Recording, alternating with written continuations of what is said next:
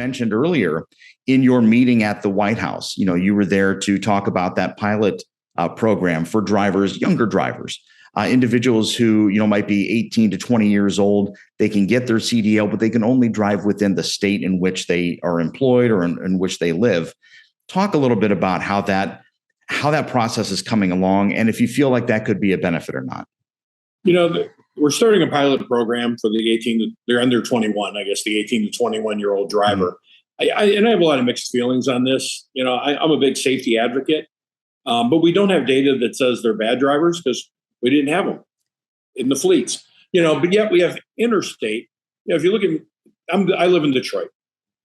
An interstate driver in Detroit, or intrastate, let me say, can pick up a load in Detroit. You can run all the way up across the Mackinac Bridge, across the Upper Peninsula, 700-800 miles, meet another truck relay, and drive 700-800 miles back to Detroit.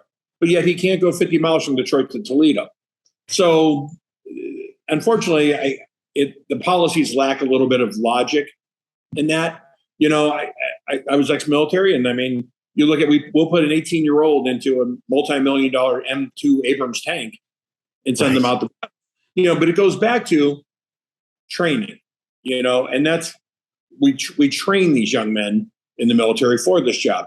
Well, this program has extensive training requirements in it, as well as equipment requirements such as automatic braking systems, lane departure, adaptive cruise, things like that, to help make sure that they're operating the safest equipment available on the road, or the most modern safe equipment on the road.